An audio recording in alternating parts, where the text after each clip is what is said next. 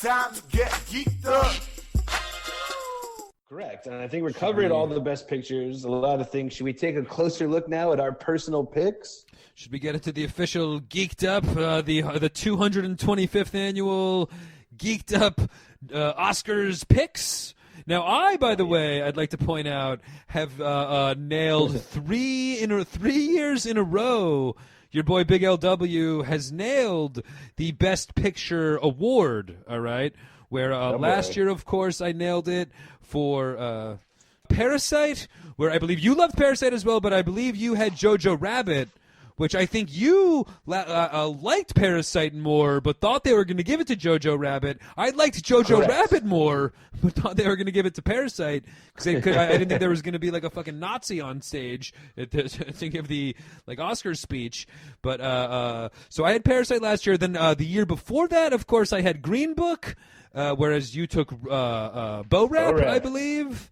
And then the year before that, I had Shape Out of Water. The Guillermo del Toro pick. I haven't got one wrong since I fucking missed out on La La Land. And of course, as we all remember, that's the one stupid Warren Beatty announced as La La Land. And then it was Moonlight one. Yes. But so I was so close to getting... but that should still be a half a point. Yeah, for real. But so all the way back to La La Land, for me to not get a nail the Oscar winner for Best Picture...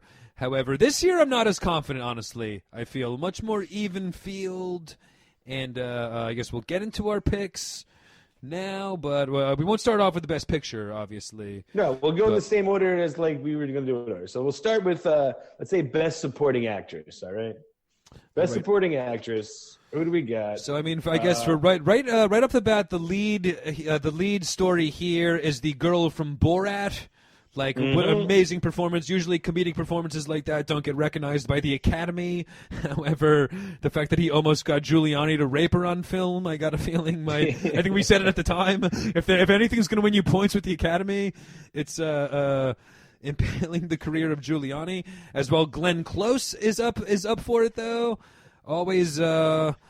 Yeah, but like I said, she was also nominated for a Razzie for that same role. Okay, interesting. Yeah, very. I was going to say always stiff competition, but but for my ultimate pick though, I gave a spoiler alert before, a teaser alert before, but I'm going Lauren Lapkus in Wrong Missy. And again, just to fill you in, for our official Geeked Up picks, we're not shackled down to the constraints of the Academy. We'll give you who we think the Academy is going to pick, and I guess I do think that the girl from Borat will win. However, my pick, honestly, best supporting performance by an actress. Who do you think is going to? I guess you'll get your pick in a minute. But I honestly, though, not joking around, I fucking loved Wrong Missy. I thought that was my introduction to Lauren Lapkus. I thought she was fucking hilarious. It's tough to get me laughing in a rom-com like that, and for a lady to outshine Spade and really carry the movie for me. I fucking loved that performance. So I'm giving Lauren Lapkus for Wrong Missy the Geeked Up award, the Geeked Up Oscar for Best Supporting Actress in a Film. However, I think the stupid Academy is going to go for Bulgarian girl from Borat. Interesting, very interesting. Because I didn't go outside of the box in this one, but who I want to win would be the girl from Borat. But who I think is going to win is going to be the grandma from Minari.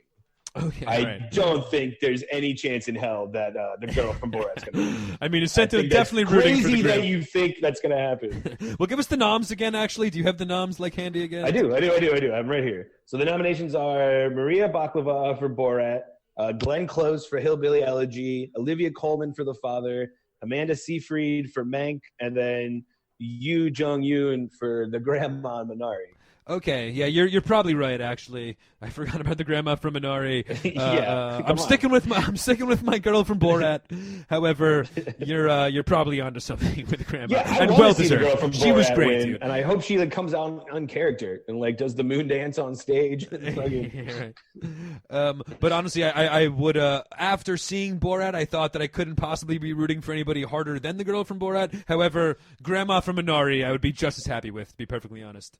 So, So then I guess moving on then to Best Supporting Actor.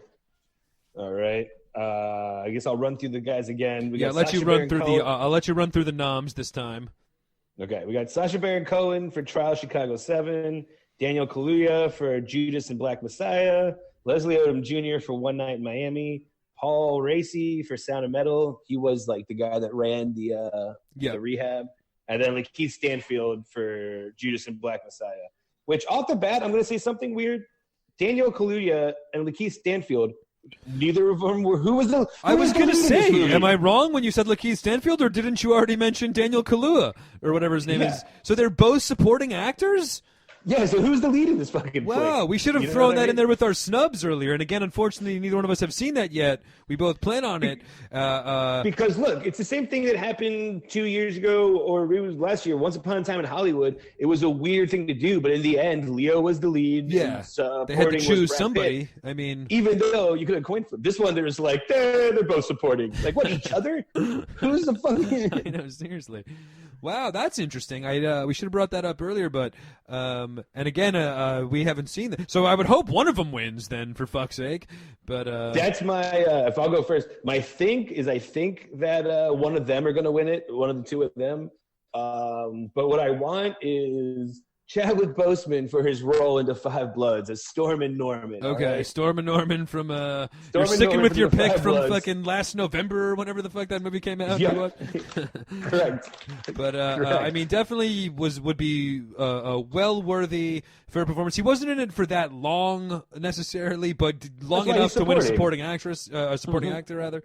And great job. I probably will amend my actual pick, like you said, to either Lakeith Stanfield or the other guy from Judas and the Black Messiah. However, out of the movies that I've seen, I would say Leslie Odom from One Night in Miami over Sacha Baron Cohen, again from the standpoint where he does amazing singing in that movie. And I don't know if I know Leslie Odom, of course, is a singer. He's the guy from fucking Hamilton, the guy that played Aaron Burr, whatever, in Hamilton. But he's is a rapper, singer, musician. So I'm not sure if he was actually singing that or how much of that is, the sound editing award goes to. But I think of the guy from Hamilton. I can only imagine he's probably singing. Yeah. I mean, he's doing some real deal Sam Cooke singing in this one though. So but he did a great job. He was easily, I felt, he was like a head and shoulders above all of the other actors in that circle. The guy that played Malcolm X, the guy that played Muhammad Ali, and the guy that played Jim Brown in, as Devin called it, the Avengers of the Civil Rights Avengers for the made-up story of. I mean, it's a made-up story. It's a funny line, real people, of course, but he was easily the best actor from those four, anyway. So I would, without seeing Judas and Black Messiah, I would give it to him. However, I've got another nomination, however, from a movie. Shout out to Netflix and chat. But how about Robert Pattinson for Devil All the Time? He was the fucking evil preacher, fucking preacher in Devil All the Time. Great call, right? That was and me and you really liked that. That was a fucking bone chilling kind of character. You know what I mean? Fucking hated that fucking douche in that movie. Yeah. So great call for him. He played it so well. However, kind of in similar vein to you, and I already teased it, but I'm going to the 8-year-old in Minari. Fucking my favorite supporting actor out of any movie of the year. But if it's not going to Chadwick Boseman, I'm giving it to the 8-year-old from Minari as the big LW Oscar for 2021 rather. Yeah, I like that. Bring us along then to the Best Actress category. We'll run through it again, even though we've done it a couple times now because it's, I'd say, the biggest powerhouse one. But we got Viola Davis for Ma Rainey, Andrea Day for United States versus Billie Holiday, Vanessa Kirby for Pieces of a Woman. There it is right there.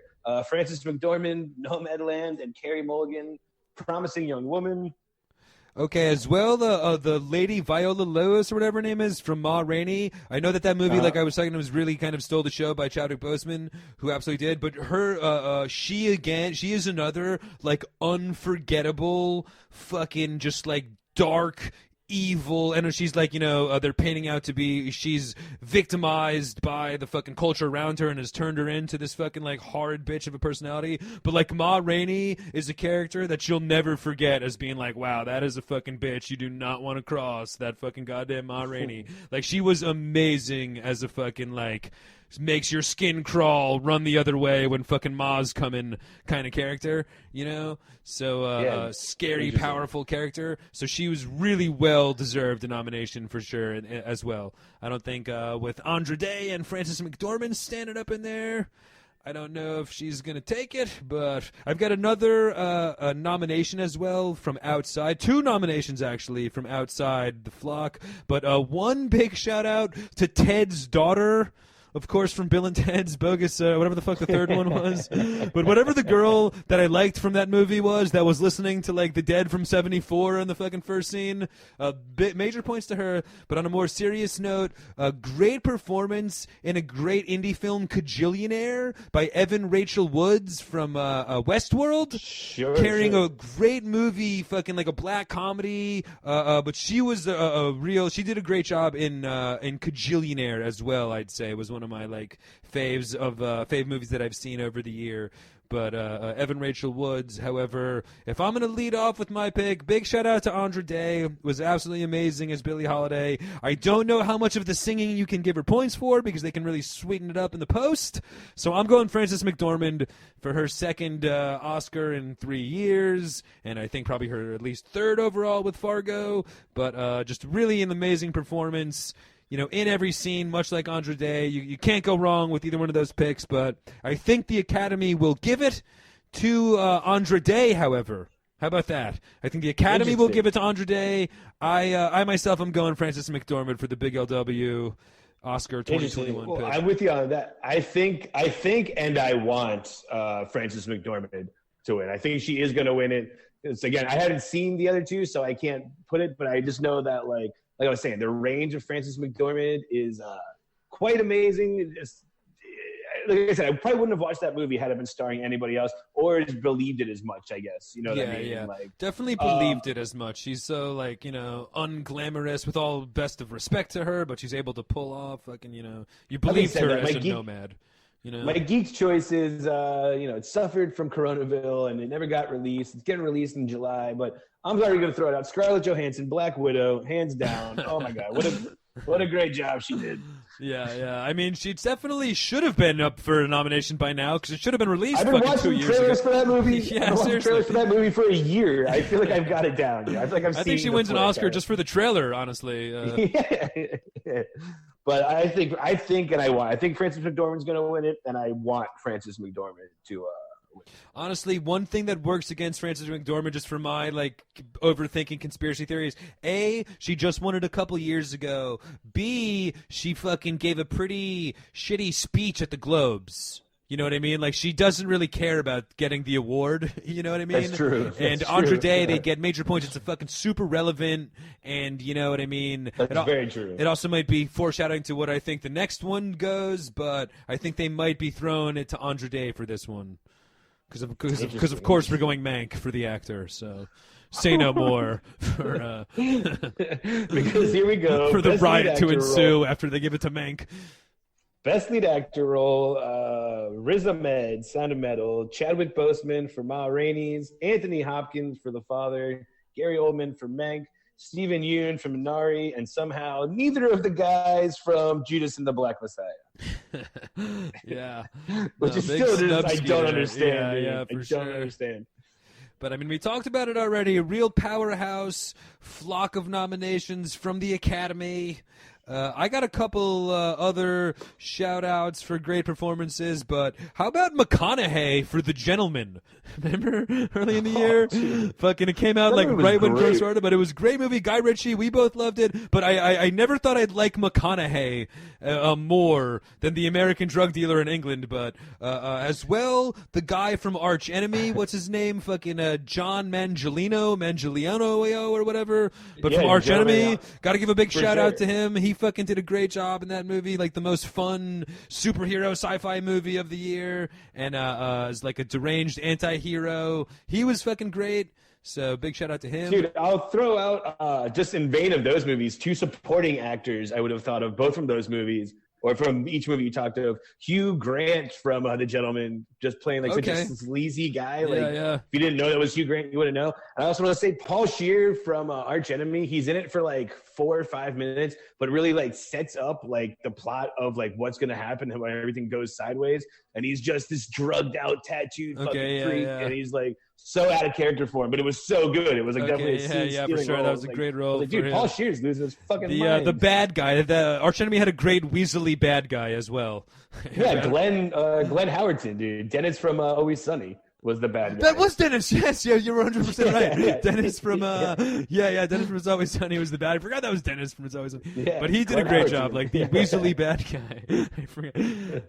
I only see those guys in their like It's Always Sunny fucking characters. If I see them, like if I see Charlie Day in makeup or anything, I'm like fucking yeah. Although I thought that the the guy from Chicago Trial 7 looked just like Charlie Day. Yeah, he did. But I guess so for the best actor noms, all right. So who's your actual pick? Right, here's what I say. Here's what I think. I think that the Oscars are going to give it to Chadwick Boseman, no doubt. I think it's a sure win. Who I want to win is I want to see Riz Ahmed take it. I just thought he was fucking spectacular in the movie. But you have yet to see Ma Rainey, though. That's true. So you got to see Ma Rainey before you make that call. But that's true. But I do think Chadwick Boseman's going to get it. And, but honestly, Riz Ahmed was amazing too. So. Yeah, but who do I really want to win it, dude, is, of course, our boy Delroy Lindo from The Five Bloods. Geeked Up pick goes to Delroy Lindo, a combined Geeked Up pick. And I'm not even joking. Like, and I do hope Chadwick Boseman gets it. And if Delroy Lindo was nominated, I would still probably hope Chadwick Boseman gets it, not just for his performance, but just for the moment and the whole situation. But Delroy Lindo, not only do I feel was just an absolutely amazing performance, but I also feel like Delroy Lindo is probably not going to get another chance to win an Oscar for Best Actor. You know what I mean? And in terms of like a career fucking acknowledgement, he's been a great actor from, Clockers and just a lot of, he's a fucking lifelong, character kind of actor. Mm-hmm. And to have him at least to get his fucking moment of approval and acknowledgement with the nomination, it's a crime that he did not. But I honestly feel like outside of Chadwick Boseman, even with Riz Ahmed, who was amazing, and even Gary Oldman was amazing, but I'm going Delroy Lindo, and to be perfectly honest. 100%. Yeah, like you said, not even joking around. Like, yeah. Huge snub. Moving on then, I guess, to the Best Director category. All right. We got Thomas Vinterberg for Another Round, David Fincher for Mank, Lee Isaac Chung for Minari, Chloe Zhao for Nomadland, and Emerald Fennelly, bam, for Promising Young Woman. This one's interesting, man. This was definitely different. I will say this, that we didn't talk about Another Round, but that's a foreign film that it's about, like, it's starring Mads Mikkelsen, and it's about, like, a bunch of, like, college professors who, like, I forget, they try and stay drunk for, like, a week or something like that. Yeah. It's like a it's like a fucking stoner comedy with alcohol instead, but it's like a wild, like, fucking booze comedy. And, got a lot of I do have a couple of foreign films. We'll get into the foreign films before, real quick, I'll give you a pick before, the Best Picture. But in terms of the director, though, like we said before, I guess a sentimental favorite would be Fincher being up for there. And I really do feel like he did an amazing job with that movie. I didn't necessarily the only thing that I liked about it was the cinematography and the stuff going on with it, But and then some of the other movies, I really felt like Nomadland was, Chloe's, I felt that movie was so much about Frances McDormand's performance as opposed to the direction. Like the landscape shots are pretty, but you're fucking standing in, Yellowstone National Park. Of course, it's going to be pretty, And then what were the other ones? Emerald Fennelly for Promising Young Woman. I mean, he's got a great shrimp recipe, but hated Promising Young Women. What was the next one? It's Emerald, by the way. It's a lady who is the director of Promising Young Woman. Okay, I see. It's not Emerald Lagasse, I see. But, and then Minari got directed for Minari. Okay, yeah, correct. I could see that. But I'm going David Fincher, and honestly, I feel David Fincher probably was the best. So I'm going to give it to the Academy. My pick for the Academy goes to David Fincher. However, the Geeked Up pick for Director of the Year, I'm going to my boy Alex Anderson for timing. And a big shout out. And definitely the trailer quote of the year goes out to the Geeked Up boys. But of course, and you can check out the episode of Alex Anderson on the Geeked Up podcast talking about his movie Timing, starring Mike Cannon. But a sentimental, a heart-filled rom-com that'll have you laughing and also get you laid if you watch it with your girls. So check out Timing by Alex Anderson. Romantic at heart. Big snub. Yeah, big snub. I'm with you on the same sense that I do think David Fincher is going to win for Best Director. And like what you said, that movie just had like a lot of it was his directing in it. And yeah, I think sentimental favorite. I think maybe his only contender really in this category would be Lee Isaac Chung for Minari. You know what I mean? Like you said, I think Nomadland is more of a Frances McDormand's performance. But I will say, again, just kind of sticking with the theme, though, big snub from Spike Lee because a lot of the things I loved about The Five Bloods was like the Spike Lee element of it. I think we talked about when we did the Netflix and chat is that, like, if you didn't tell me who directed this movie, within like 20 minutes I could figure out that it's a Spike Lee joint, if you will. Like it. So, there are so many different reasons why he did a great job from that movie, from how cool it was to look at, for the landscape shots in Vietnam, to the fucking, like I said, you know, just the whole story in general. Music, really story in general. Yeah. It really like puts you in the mind frame of like a fucking like a losing his mind fucking nom vet. You know what I mean? Absolutely. I was Delroy Lindo for 2.5 hours. You know, like. Yeah. And then, but I do think Fincher is probably going to get it. Yeah, which is and without Spike, and with Spike and Anderson getting snubbed, I'm taking Fincher. And let's not forget, I think huge snub again, Regina King for One Night in Miami. I think, I'm shocked. For sure. I'm shocked she didn't get a nomination, which I guess would bring us down to the best picture of the year. I mean, I got a couple other awards, though, real quick. We don't need to go through all the noms, but me and you both made a comment after watching Sound of Metal, sound mixing, sound editing. You can fucking write it home to Sound of Metal. And great job, like, was almost like Quiet Place with, like, that was a huge factor of the movie, was them going from fucking silent to ambient noise and all this stuff. How about for score? I know our boy Spike and the Cast of Five Bloods up for score, but as well as Trent Reznor is up for an Oscar for the score of Soul, and as well he worked with John Batiste. But Trent Reznor and John Batiste I guess did the score for Soul, the Disney movie. Yeah.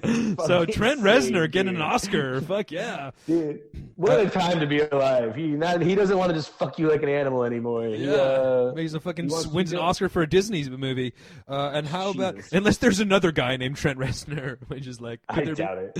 But and then how about another one? Shout out again to Netflix and chat. But best original song goes to Eurovision and literally is nominated for best song. It's not even a Geeked Up pick. Like Will Ferrell and Eurovision. I don't know if it's Ya Ya Ding Dong or what fucking song, but up for the Academy Award for best original music is fucking Eurovision. So, and then a couple other like real ones, but the best doc I saw, again, I felt that Good Trouble by John Lewis, or with John Lewis, was a big snub for a fucking real uplifting one. But Octopus Teacher, I didn't see all the docs, but I did see Octopus Teacher, which is on Netflix, which was fucking great. And then I saw... There's also the one... The documentary where it's the old guy going undercover as like a mole in the nursing homes looks fantastic. I haven't seen it, but it looks like... That one looks great as well, yeah. Crip Camp is like the odds-on favorite, I feel, to win that one. And then I did see a foreign film, but White Tiger, which is on Netflix, fucking great. Dude, so really kind good. of a funny story, and I won't go into too much anyway. I've had Thanksgiving with the director of that film. What? Without too much dick bragging. Yeah. He like did Fezzi fucking direct that and come over and throw up? Did the director throw up on your fucking throw up in your house and take your sweater home? No. But I'll talk to you about it off mic later. Interesting. But yeah, dude, great. It was a great movie though. Try fucking see if we can get him on. And then we watched a couple other as well. Then we watched a couple other foreign films throughout the year. But The Hater and Cuties. Both got snubbed. not Cuties. But I did watch another one that is nominated, actually. Better Days was a Chinese movie that's kind of like a blend of Hater and Cuties. It's like the pressure of like these Chinese testing, but it has, remember how like badass the punk kids and Cuties were? These little Chinese fucking kids are fucking even worse than the Cuties girls. But I'm going White Tiger, though, as my foreign film pick. White Tiger is fucking great on Netflix. Agreed. And another round looks great, too, though. Another round looks like it'll be a fun one, though. So. Yeah, it does. It does look like it'll be fun. But should that bring us then to the main show here? Like I said, we'll run through it one more time. We have The Father. We have Judas and the Black Messiah, Mank, Minari, Nomadland, Promising Young Woman, Sound of Metal, and The Trial of Chicago 7. A lot of contenders this one. If I'll go first, what I think is going to win the Best Picture this year, and like you said, I've been pretty much 0 for 3, and you've been on the nose with it. But I'm going to say, and I think it's the one I want to see win too, I'm going to say Minari wins it this year, man. I think Minari is going to be the big Best Picture winner. What do I want to see? We all know what I want to see win. The Five Bloods, baby. It was just because of the absolute audacity of it being so snubbed.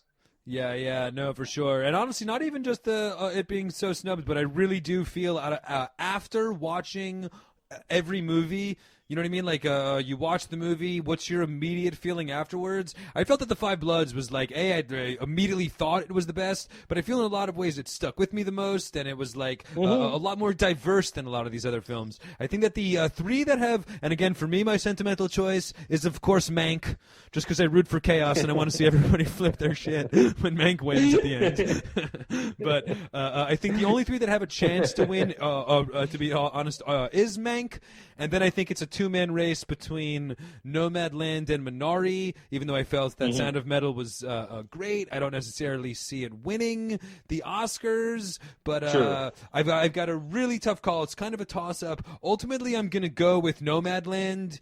Interesting. Just because Frances McDormand's been there. Chloe Zhang. I think that it won the Globes as well, which is kind of playing into my decision, but I just don't know if Minari is, I just don't know if they're going to give the Oscar to Minari. It was a great movie, but I just feel that something about Nomadland might just be a little bit more relatable to an Oscar speech as well. It's directed by a Chinese, maybe American, or, Chloe Zhang is, I think, Chinese anyway, so there is like an Asian whole connection to the movie for the, current situation in America with all the anti-Asian violence. If that does play into the voters' minds, who knows? But ultimately speaking, I just think that kind of the coronavirus feel of it and all, like I said, I just feel like it's more of a best picture of the Oscars than Minari, even though I probably enjoyed Minari more. But Nomadland is where I think the Oscars are going. But I'm with you, dude, though, in all honesty. And my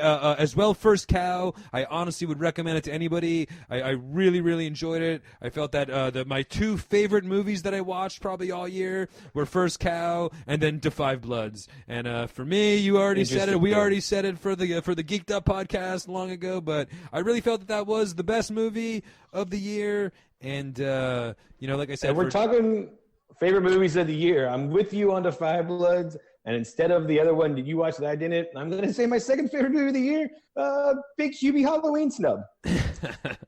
Yeah, I mean, Colin Quinn for cameo of the year. I watched the movie like 5 times during October. So for all that, though, we've talked about it enough. I don't need to give you more of an explanation on The Five Bloods, but that was my pick.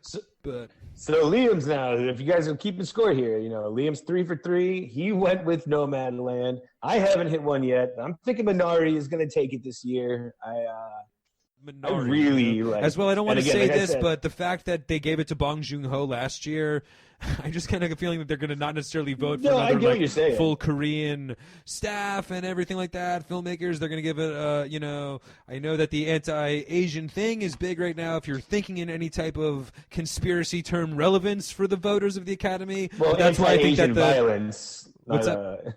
Said anti-Asian violence. We're not anti-Asian here.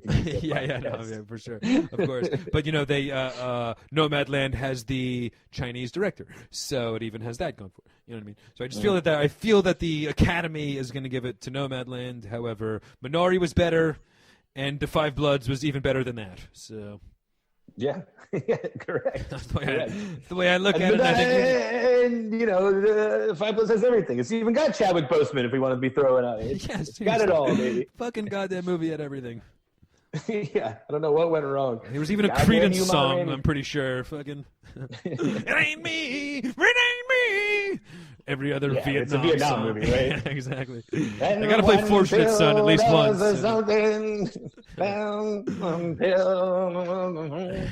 Yeah. Ooh, baby, it's time to get